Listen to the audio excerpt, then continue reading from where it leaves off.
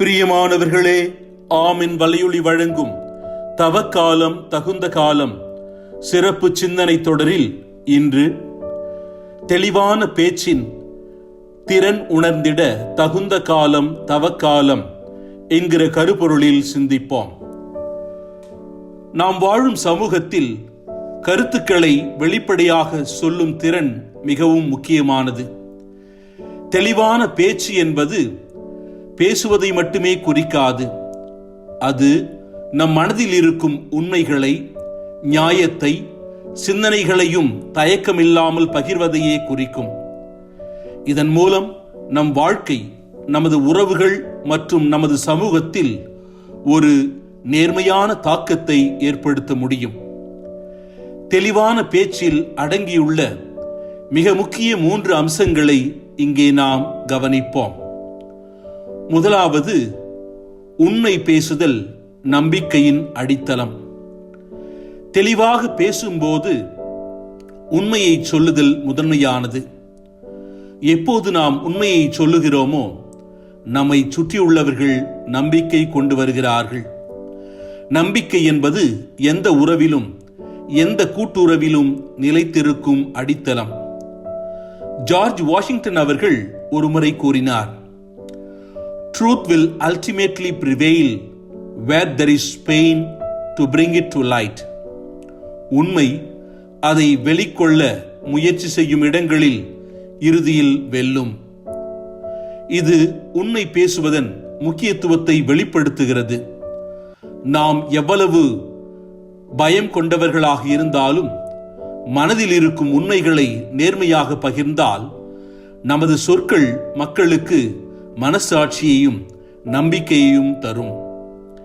இரண்டாவது, தைரியத்துடன் பேசுதல் வெற்றி பெறும் சக்தியாகும். மனிதர்கள் தங்கள் கருத்துக்களை வெளிப்படையாக சொல்லாமல் தயங்கிக் கொண்டிருந்தால் சமூகத்தில் நம்மை உணர்த்துவதில் சவால்கள் இருக்கும். அதனால் தெளிவான பேச்சு வேண்டும். தெளிவான பேச்சு வேண்டுமென்றால் தைரியம் மிக முக்கியம். நம்முடைய தேசப்பிதா மகாத்மா காந்தி அவர்கள் கூறியுள்ளார், Courage is not the absence of fear, but the triumph over it. தைரியம் என்றால் பயமில்லாத தன்மை அல்ல, அதனை வெல்லும் திறன் ஆகும். நமது மனதில் இருந்த பயத்தை கடந்து நமது கருத்துக்களை திறம்பட வெளிப்படுத்தும் போது அது நம்மை சக்தி வாய்ந்த நபராக மாற்றும். இதுவே நம்மை சமூகத்தில் ஒரு முக்கிய சாதனையாளராகவும் மாறச் செய்யும். மூன்றாவது, நன்மை தரும் நோக்கத்துடன் பேசுதல். தெளிவான பேச்சு பேசும்போது நமது சொற்கள் தனிப்பட்ட நன்மைக்காக மட்டுமல்ல, சமூக நலனுக்காகவும் பயன்பட வேண்டும். உண்மையை பேசும்போது மற்றவர்களின் மனதையும் புண்படுத்தாமல் நன்மையை நோக்கி நம்முடைய கருத்துக்களை எடுத்து வைக்க வேண்டும்.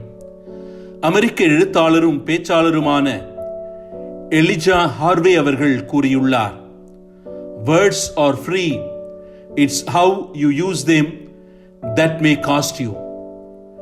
சொற்கள் இலவசம், ஆனால் அவற்றை எப்படி பயன்படுத்துகிறீர்கள் என்பது மிகவும் முக்கியம். காரணம், அது பல்வேறு விதமான விளைவுகளை நமது வாழ்க்கையிலே கொண்டு வந்து சேர்க்கும். எனவே தெளிவாக பேசும்போது நமது சொற்கள் மற்றவர்களுக்கு கற்றல், ஊக்கமளித்தல், உத்வேகம் அளித்தல், நன்மை தருதல் ஆகியவற்றை தாங்கி நிற்க வேண்டும். இதுவே நமது சமூகத்தில் நேர்மையான மாற்றத்தை உருவாக்கும். தெளிவாக பேசுதல் என்பது நமது வாழ்க்கையின் ஒரு சக்தி வாய்ந்த கருவி. உண்மை, தைரியம் மற்றும் சமூக நலனுடன் கூடியது என்றால் அது நம்மை ஒரு சிறந்த தலைவராகவும் நம்பிக்கைக்குரிய நபராகவும் மாற்றும். நமது வார்த்தைகள் உலகத்திற்கு ஒரு விளக்கு கிரியை போன்றது.